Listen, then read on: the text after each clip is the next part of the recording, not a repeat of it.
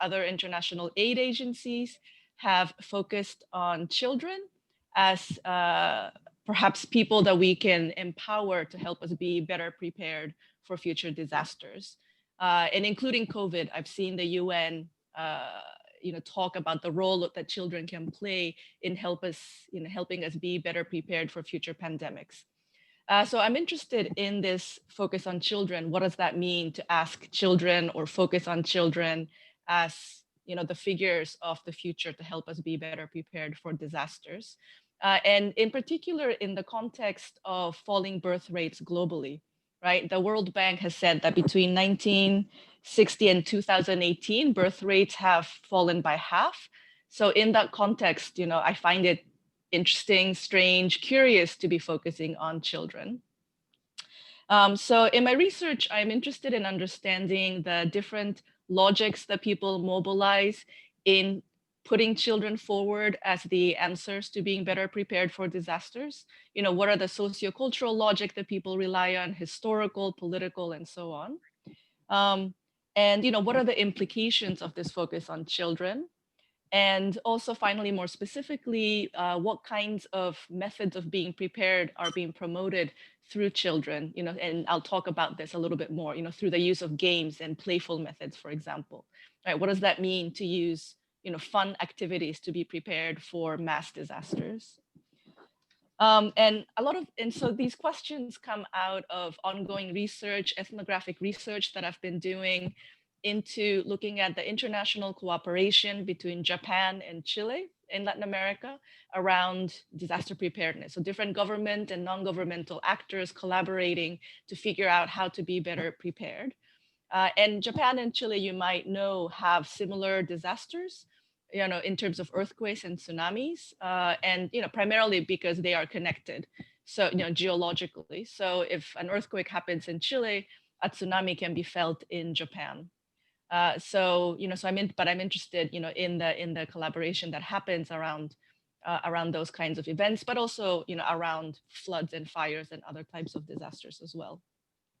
And in my research, it's been really interesting to find that one of the most popular methods of preparedness that have traveled from Japan to Chile that seems to be really popular are these games with children. It's an event that's been designed by a small Japanese nonprofit organization. And it's an event where children play board games, card games, and experiential games to basically learn how to survive the first 72 hours of a disaster, or up to 1 week. So that's been really popular, and it's actually a method that's been replicated in different countries, not just Chile. But I'm focusing on Japan and Chile. And so I wanted to actually share my screen and show you the first 2 minutes of a video about this game. So I'll show you 2 minutes, and hopefully you'll be able to get a sense of what these games look like.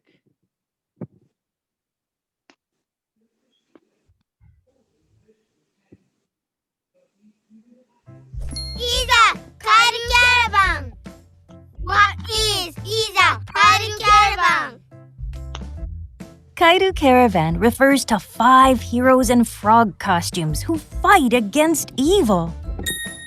Sorry, just kidding. Kairu Caravan is an emergency drill event that you can enjoy with your family and friends. First of all, let's look at the history of Isa Kairu Caravan. In 2000, Hiroshi Fuji, an artist, created a toy exchange event called Kaiko Bazaar. Participants exchanged toys for points, and then exchanged the points for other toys. This event quickly grew in popularity, and many children participate every time it is held. Most emergency drills don't have high participation rates because they're a bit too difficult or uninteresting for most people. This event combined an emergency drill and a toy exchange to attract many people, making it a successful emergency drill event where lots of children and their families got together. This is how Isa Kairu Caravan started. Kairu Caravan uses goods and tools which have the motif of frogs in the emergency drill conducted at the event. In this way, the emergency drill was transformed into an event that children can enjoy. Yay! Emergency Drill Program. There are many programs, so not all of them can be introduced here, but you will see some of them. In the target game using a water extinguisher, participants learn how to use an extinguisher by discharging water at frog-shaped targets.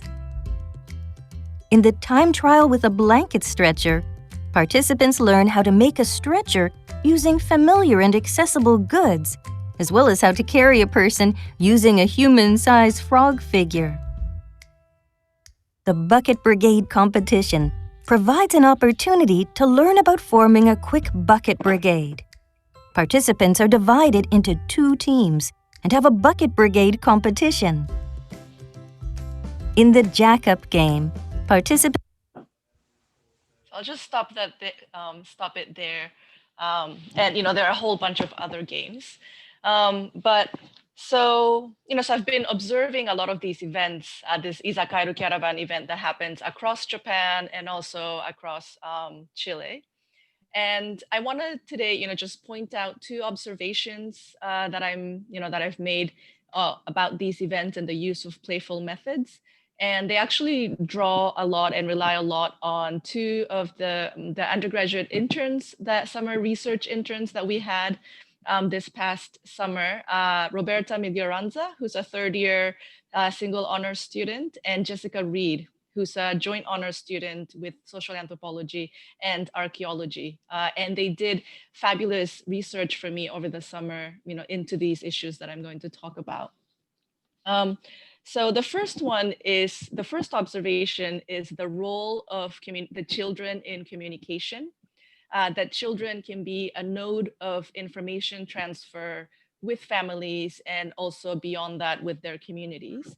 And I'm just going to quote Jessica's report. Now, she writes, quote, "Across multiple texts, children have been identified as key communicators in the family unit and in the family." Right, so she did some literature review and found that children are valued for their role as communicators, as potential communicators of the importance of disaster preparedness in the family and in the neighborhood or the community. And there are other disaster researchers, Shohei Matsuda and Rajiv Shah are disaster scholars in Japan, and they've made similar points that the focusing on educating children can be really beneficial because parents and family members will listen to children, but not necessarily to so-called experts, right? So this idea of children as our future takes on quite a concrete shape here as vehicles of communication. The second observation about these playful methods is this use. Why this use of playful methods to think about preparedness. And one of the findings that Roberta underlined was this provision or the offering of an experimental space that's safe to try out different ways to be prepared for a disaster. So children and also adults. Roberta looked at games in general that also adults can play, but people can play games in a safe context and they can fail, right? They can try to survive a fire, and if they fail, it's okay, right? They're not going to die because it's a game, but they get to try it out in this playful experimental space. And she called this, Roberta in her report called this safe failures. So I'm going to quote Roberta here. Quote, "Indeed, failure is understood by some to be an integral part of learning. By being an exception which does not conform to expectations, failure brings into view the gaps in one's knowledge and forces them to reflect critically on their actions." Right? So these playful methods create a space where people can fail safely. And I think a lot of education scholars would say that failure is a really important part of learning, which is a wider, I think, message that is probably useful to keep in mind as students. But I find this also in the case of disaster preparedness, that's the second observation I want to make, that it offers these playful methods offer a safe way to try out different ways to survive. So then to think about what is playfulness then, what does this mode of being playful allow? And I suggest in my work that it's this what's been called this as if quality of play. So for example, performance scholar Richard Schechner has said, and I quote him here, that play is in the subjunctive mood, the what if or as if, the provisional, the open, the anti-structural. So playfulness always involves this as if quality, right? This what if sort of role playing, aspect to it. And the anthropologist Gregory Bateson has made similar arguments. And he's pointed out that in order for this as if quality to be accepted, you need to have what he called a meta communication about the game or about the play, right? So he said, the as if character of play is maintained by some degree of meta communication, of exchanging signals which would carry the message, this is play, right? So in his example, he's talking about a playful nip or a bite, between animals, but let's say between people as well. A playful nip or a bite is playful as long as there's a meta communication between everyone involved that this is play, right? As long as everyone agrees this is just a game, it's playful. But as soon as that meta communication changes, right, this bite, indicates anger, then that playfulness disappears, right? So, this as if quality actually requires everyone to have this meta communicative agreement about, what that action means, right? So if that is playfulness, how does that play out in the context of Izakairu Caravan, this, playful games event? So, in the confines of the event, everybody obviously knows it's a game. So, if someone is practicing target shooting with a fire extinguisher, everybody knows it's not a real fire and it's a play, it's play, right? It's game.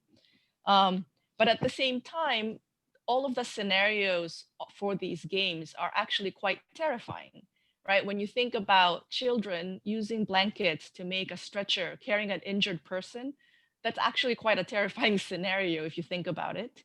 And for many people, maybe not the children, but for many of the adults, this might have been actually quite a traumatic, experience that they've had in a mass disaster, right? I think that what children actually communicate to their parents and their communities is this thin line between safety and terror. This, safe context that it's a game, so we can, all participate and be well prepared. But actually, it also communicates that, this could happen at any minute. That this terrifying scenario could very much, will very much come to fruition, if we accept that mass disasters are going to be happening all the time, right? So then I want to end by asking, so, what are the implications then focusing on children and these playful methods, right? One is that, they are actually putting the responsibility on children to help us survive. So, to think about children using blankets to make a stretcher, and maybe they show it to their families and friends, and, it seems really fun. But when you think about it, it's actually quite a horrible, terrifying scenario where these children who are 7, 8, 9 years old are having to carry an injured person using blankets in the midst of, rubbles after an earthquake.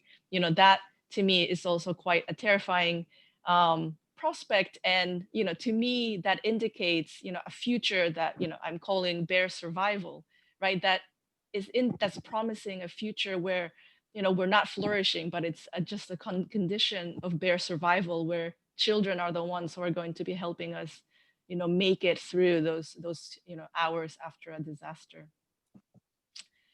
Yeah, sorry, that was quite a depressing ending, but I'll stop there. And yeah, I'm happy to answer any questions, comments, feedback?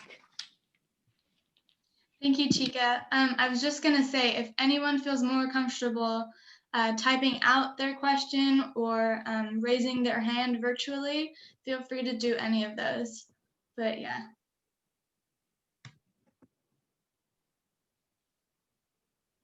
I have a question.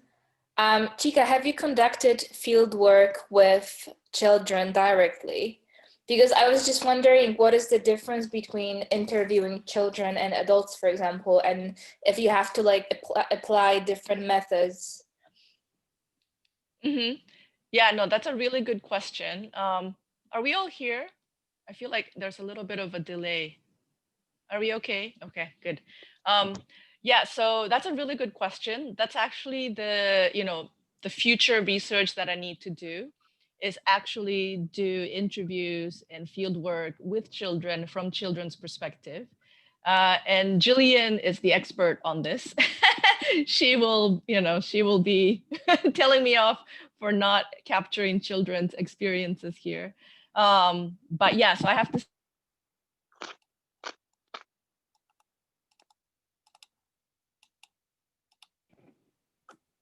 sorry. Okay, we're back. Are we okay? Yeah, sorry. I think my computer just, yeah.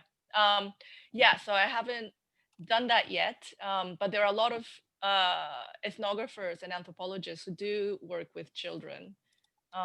Yeah, so I'll have to be looking into that. I was gonna ask, do you reckon the children actually know what's going on? Like when they're playing these games and do you reckon there's like some interaction between the parents and the children afterwards? Because I feel like if I was 8 and I was learning to carry frogs I feel like I would put 2 and 2 together and be like, oh, this is a bit weird. I don't know why. Yeah, again, I have to do more interviews with children to figure out what their experience actually is. But to be honest, even though I said that children are considered to be nodes of communication and, all of that, I'm not 100% convinced. I think there needs to be more ethnographic research to evidence that, that's the reasoning that organizers might focus or disaster experts might focus on children. I don't believe that that's actually the case because, for example, when I was in Chile, it's a lot of these children, their parents, so there's like socioeconomic differences between the children who participate in the games in Japan and those who participate in Chile in the town of Talcahuano that I study. And in Talcahuano, it's mostly poor families, because they're part of the public school system where these events take place. And so the parents work, multiple jobs, or they're just, they're busy working all the time, or, so it wasn't clear to me from the little bit of, interviews that I did with the parents and, a couple of the children, but it wasn't clear to me that actually the children after the event talk about their activities with their parents. Either they just don't talk about, what they do at school, or they don't have time to have quality time to talk about school, or they just it's I mean, this is a matter for another paper, but it's always a difficult balance between making it a really fun event and making it an educational event. So sometimes the fun aspect overrides the educational aspect, so they come out of it thinking, oh, I learned how to carry a frog, but like don't really realize what it was for. Or they think, if it's in Chile, they think I went to a Japanese activity, how exotic, but they don't really remember what it was really about. Yeah, so again, I think I need to do more research about that.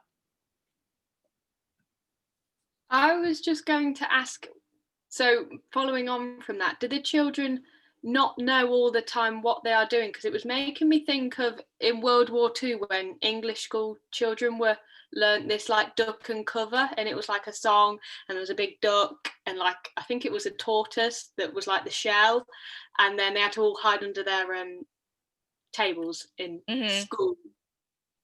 But they knew that was because of the World War that was going on. So I just wondered if the children have any, I'm guessing they must have some idea, do you think?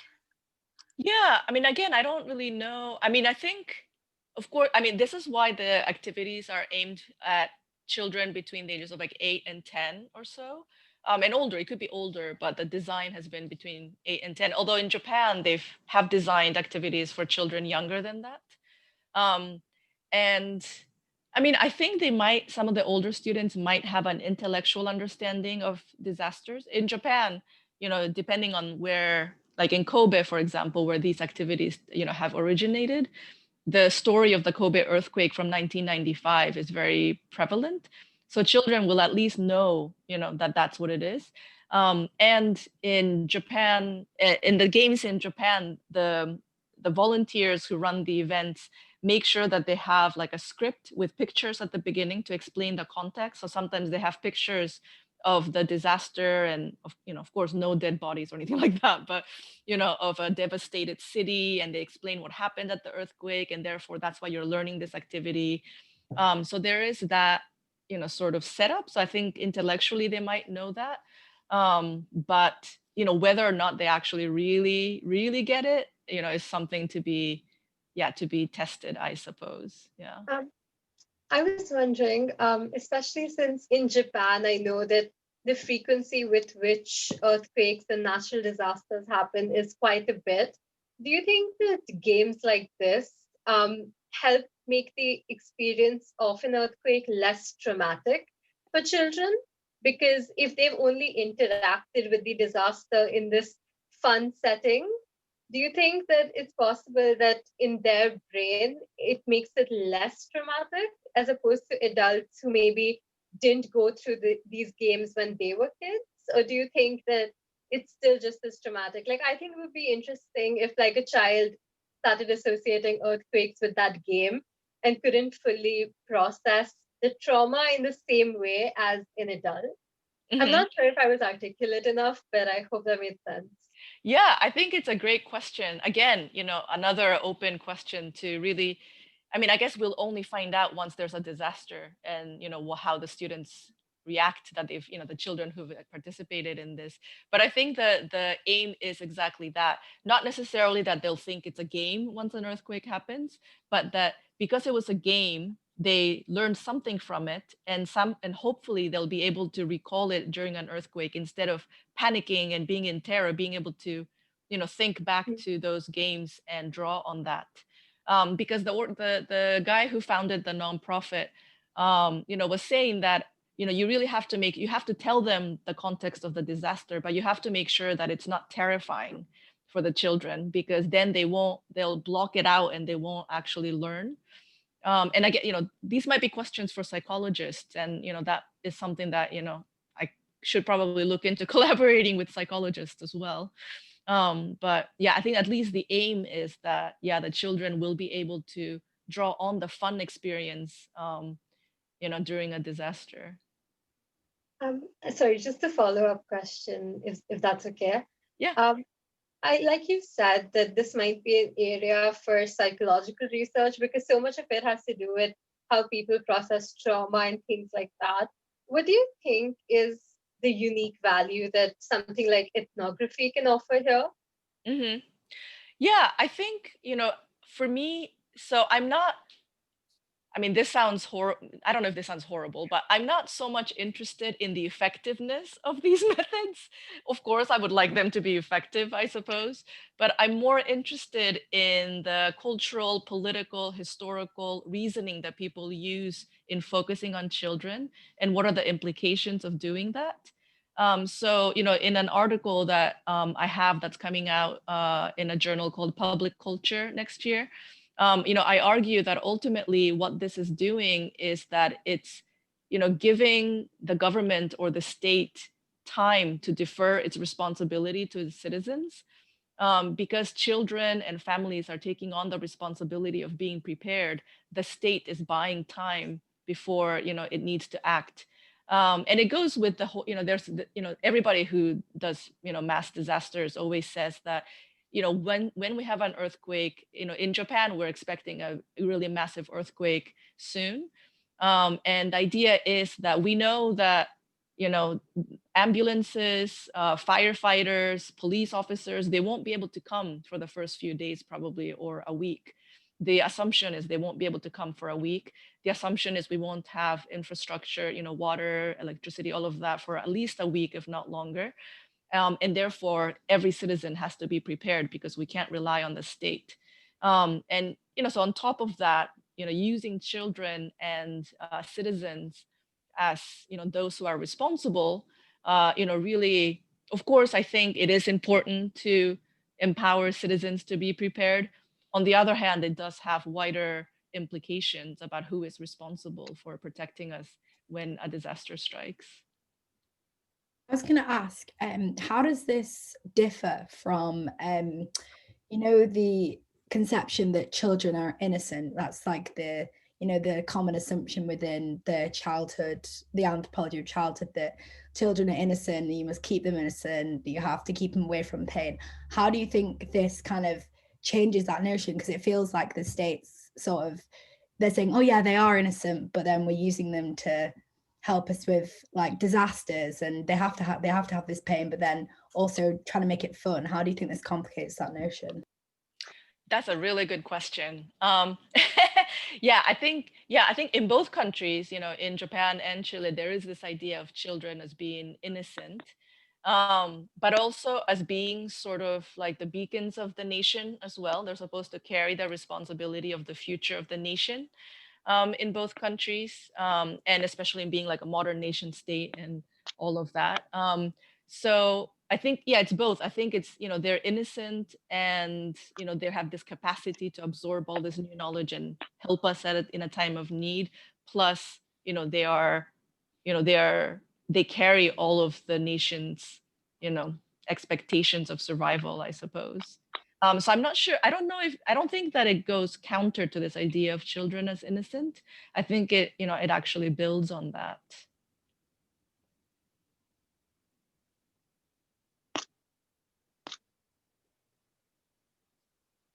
I was curious about what you were saying about how, in a way, NGOs and this kind of activity kind of takes responsibility away from the state. So I was interested in what the relationship is between that NGO and the state. Yeah, that's a good question. It's a nonprofit, so it doesn't get government.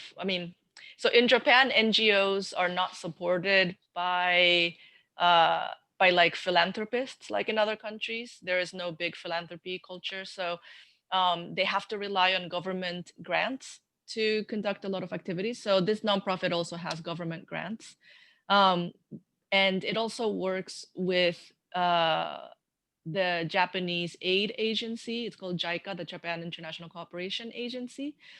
So this organization offers training programs to as part of the aid agency, and this is how it's spread around the world. Through these trainings that government officials take from around the world.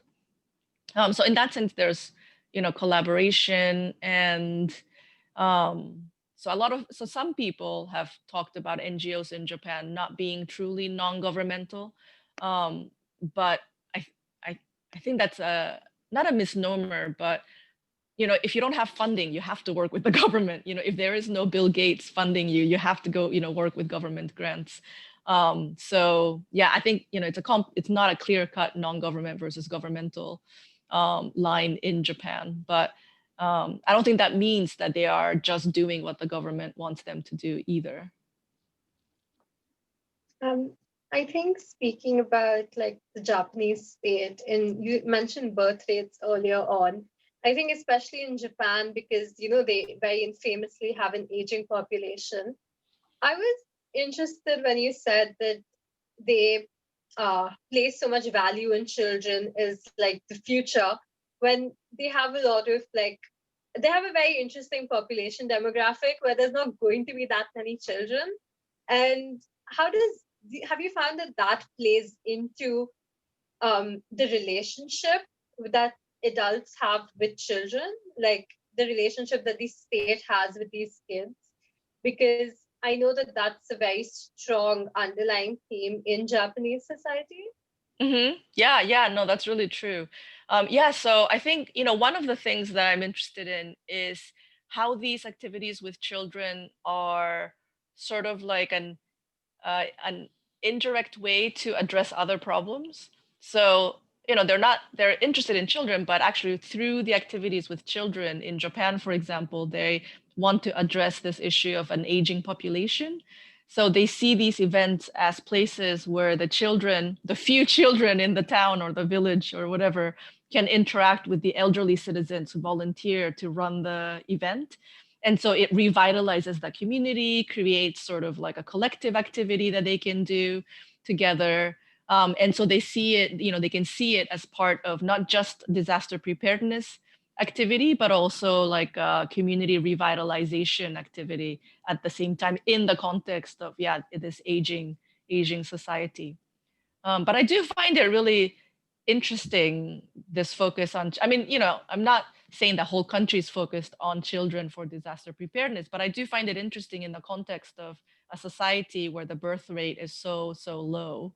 Yeah, and I do find that really a conundrum.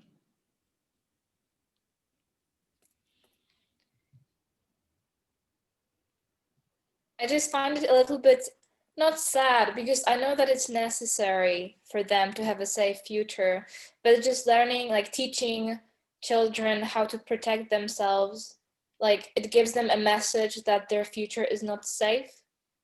And I'm just really curious how that can be like psychologically, like what can be the psychological consequences of that, not only positive in terms of they know how to protect themselves, but also negative in terms of they kind of feel the danger coming, maybe in a way, if you know what I mean.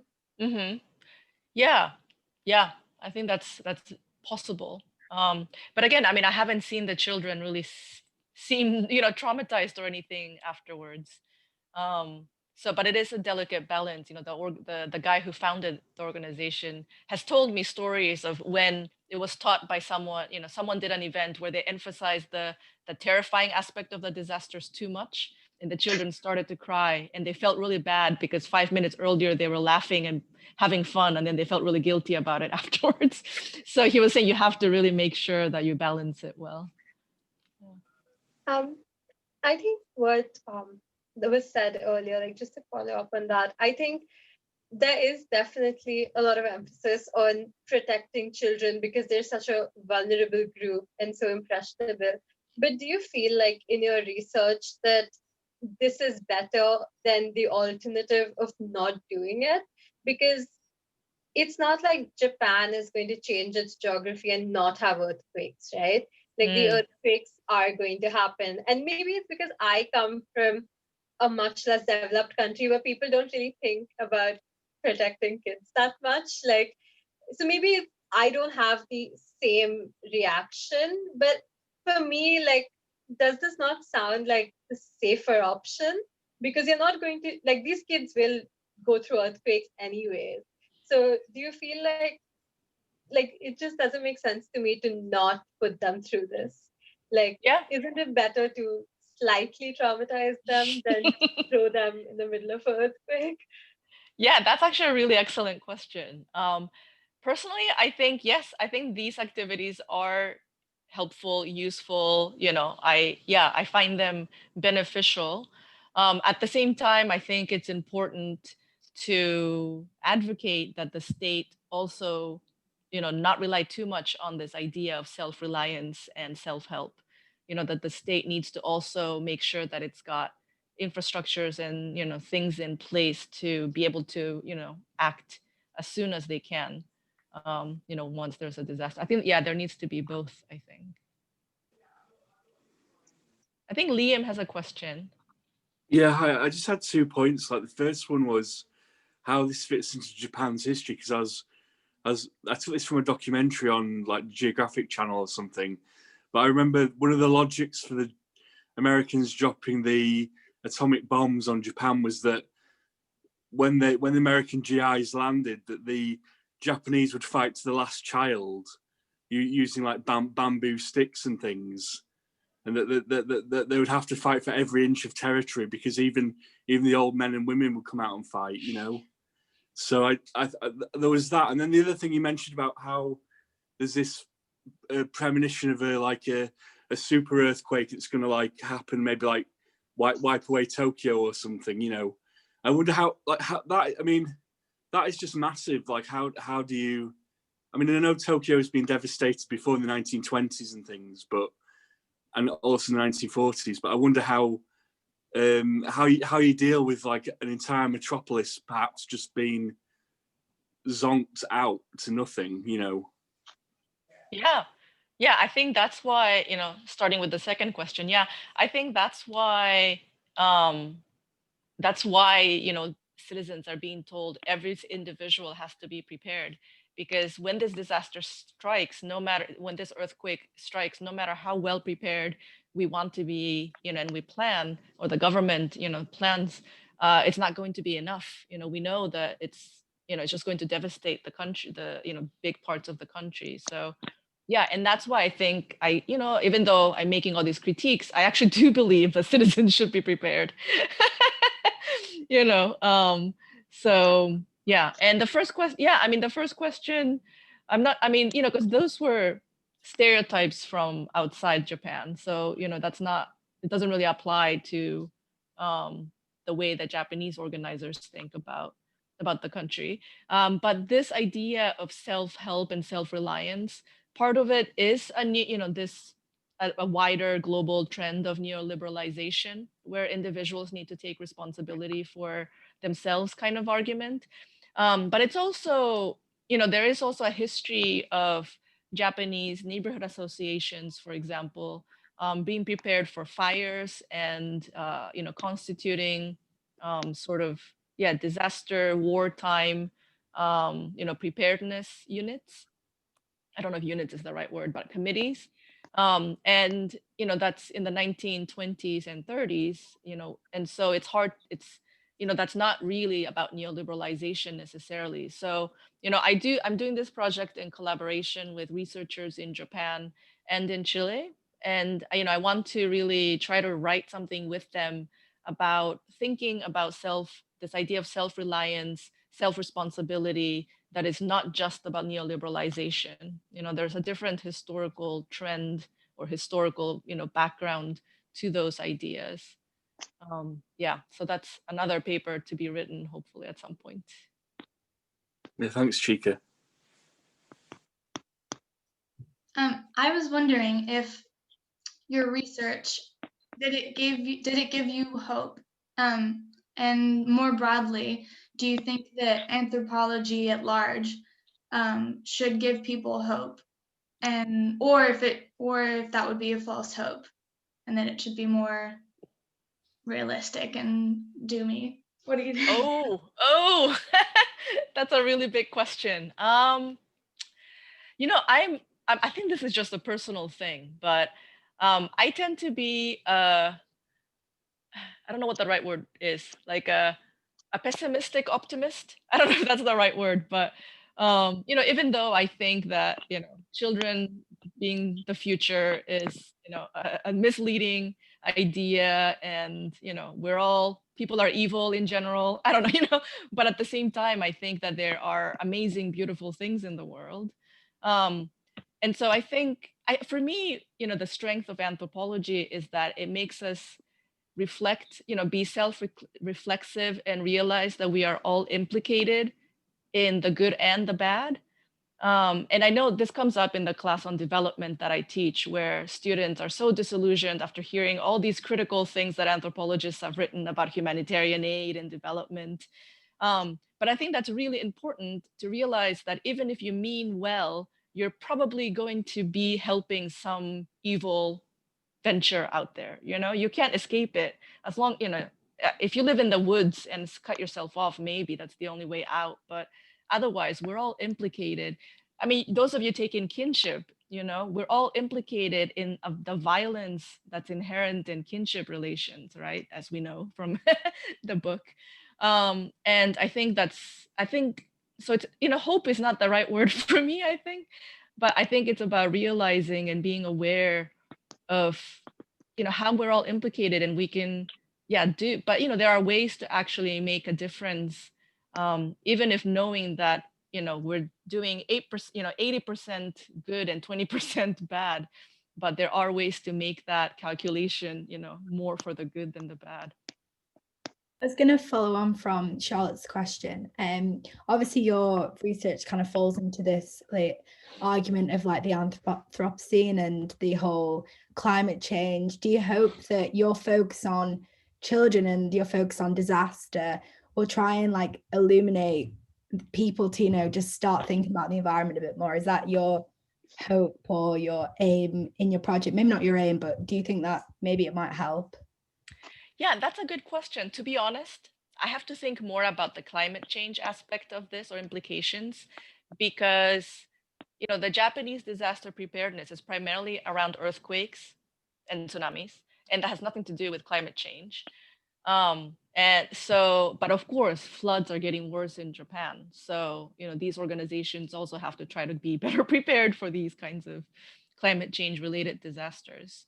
So yeah, but again, I don't think, I think a lot of the climate change stuff is, these are larger questions about industries and government policies. It's not about each person recycling better or something, So yeah, so I think, yeah, I mean, I have to think about that a bit more, about how this research can actually speak to bigger factors that contribute to climate change.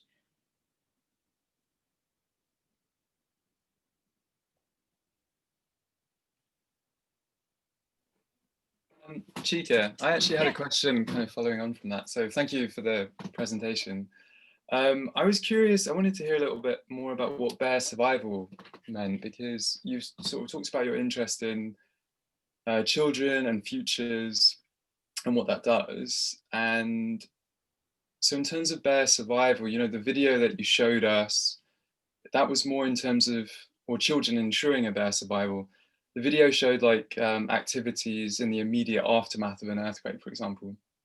But relating this more to kind of longer, I was trying to think about timescales and the temporal implications of this. So when you're thinking about environmental change more broadly, or longer lasting effects of a disaster, kind of the role of children there, or as kind of, so what is bear survival? Is that the immediacy of it? Is it more long lasting? I'm relating that back to kind of climate change.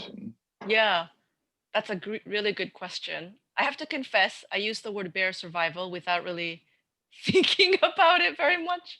It was just for the context of this talk. Yeah. But yeah, I did mean it in the sense. So, so I have this article coming out in Public Culture where I talk about how these activities allow, a deferral of the state's responsibility. So it helps them buy time. And so I was thinking more in that buying of that 1 week, or, whatever, 2 weeks or something, where people are going to be just able to survive, have enough water and electricity to, make it to the next day, sort of survival. So yes, I was thinking, just in terms of that, because the vision there is that the state will eventually come. In Japan, the government is a strong government at the end of the day. And so the expectation is that, in a week, a month, the government, firefighters, police officers, medical workers, they will come, so it won't be just a bear survival forever. The idea is the state will come at some point. Yeah, but thank you. I hadn't theorized bear survival very well.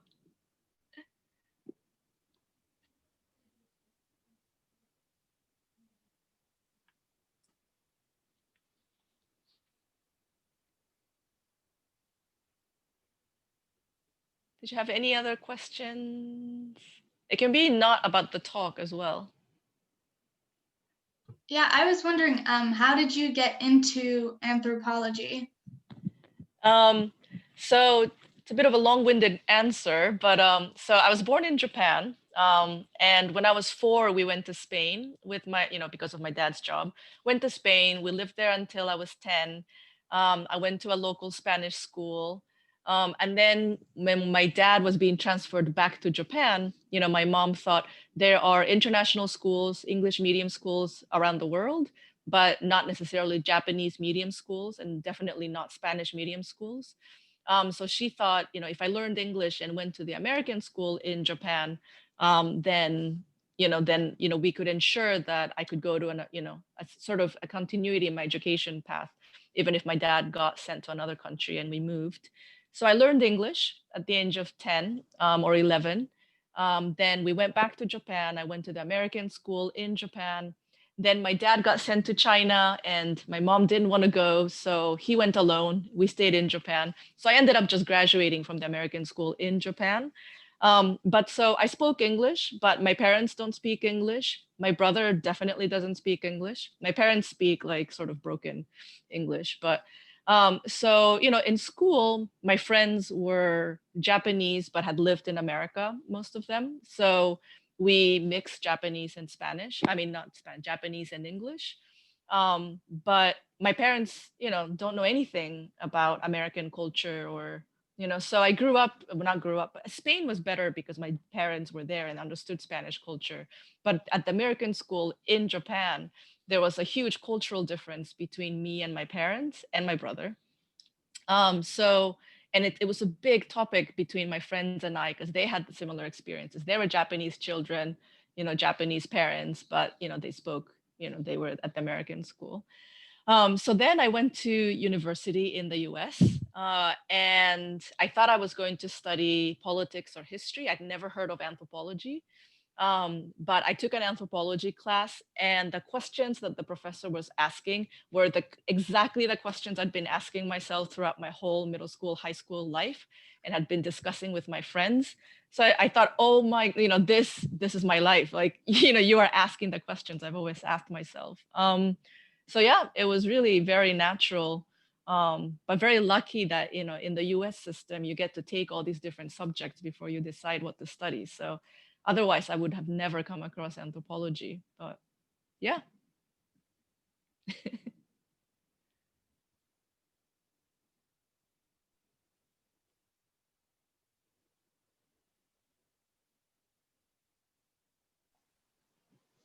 This is like about your research. It really reminded me of the way that in America they teach children how to prepare for school shootings by singing songs and like actually like sort of enacting what they have to do in that situation. And I think part of the issue with them doing that, obviously it's a good thing because the children are more prepared, but the government sort of avoiding the real issue of like gun violence being so prevalent in America. And you said that you thought that the Japanese government were kind of biding their time. I was wondering if you kind of felt like they were actually avoiding a real issue there as well. Yeah, excellent question. Yeah, I find those school shooting preparedness things also really fascinating. I didn't know that actually they do like playful things with children around that as well. I always thought they were more like serious, shooting, whatever they're called. A drill, yeah. Active shooter drills, yeah. So because what I look at is definitely more supposed to be like fun and playful. So there is more of this pretend experimental thing going on. But yeah, I do find parallels there. Yeah, I mean, I wouldn't say the governments in Japan and Chile are avoiding responsibility in the same way. But I think, there in both countries, there is this emphasis on self-reliance. And I think, if we get really excited about, empowering children, I think there is the danger of then forgetting that actually, bigger actors need to be playing a role here as well. Sure. But yeah, no, I do see parallels between the two. I also in the American system of this like school shooter drills, obviously parents aren't involved, but they don't really need to be because it's the real situation, the parents wouldn't be there. Whereas in these situations, parents obviously probably would be there when these disasters are happening. But you sort of, it sounded like you were suggesting in Japan, parents are like quite involved, whereas in Chile, perhaps they're not so involved. And I was wondering if you could talk about like, if you think that affects the way that the children experience it, whether it might help them recall what they're learning in that situation, or like yeah, how prepared they might be. Or I guess I know you said you weren't focusing on effectiveness. I guess this is sort of a bit more about effectiveness. No, it's a good question. Yeah, that is something I want to look at in terms of, this questioning, this idea of children as communicators of risk or communicators of preparedness. I think it's an open-ended question where I need to do more ethnographic research to find out to what extent they communicate this. And I think you're right that in Japan, the children come with their parents. And so one of the things that I know the organizers want to happen is that parents also participate or at least watch the children do the games. So the parents also learn what the children are learning, because a lot of these things adults don't even know, right? I mean, we don't really know how to use a fire extinguisher. How many chances do we have to practice using one, right? Yeah. So I think part of it is, I think, and I can imagine that it will be reinforced if the parents participate when they go back home. Whereas in Chile, just because of the way it's organized, it goes through the schools. So they come with their schools, with their teachers, and not with their parents. And I think that there I'm a little more skeptical about to what extent it's being communicated to parents, and therefore to what extent it will be effective when a disaster strikes. It will also depend. I need to do more research on what the role of children are and how children are conceptualized in both countries, because if it's in a society where children aren't really taken seriously, they're not, even if they're saying something, they're not going to be listened to, then clearly it's not going to have as strong an effect as in a society where, or in a context where they do pay attention to what children are saying or doing. But you never know, because there's this thing in Japan, it's called the miracle of Kamaishi, where in 2011, when the tsunami struck the northern coasts of Japan, these children from middle school and a high school, they took the lead in taking everyone up the hill when all the teachers were sort of hesitating or not deciding, and the children were the ones, or the students were the ones who said, no, like we did in the drills, we need to run to the mountains now. And Japan is not really a society where children are empowered, but it still worked. Children still ran up, and the teachers and all the adults there were saved thanks to them. Wow. So another thing that people say is also one of the lessons of preparedness is to forget everything you learned and be able to think and make a decision on your own on that spot. Just know exactly what you need to do and just do it. Don't wait. And that's why they say we have hazard maps, and we're supposed to study them and know these hazard maps. But when the disaster strikes, you need to forget the hazard map, because the map might say that your neighborhood is safe from a tsunami, but you don't know that. So you need to run up the hill. I find that really interesting as well, where you're supposed to learn things, and then the lesson is don't follow them when the time comes.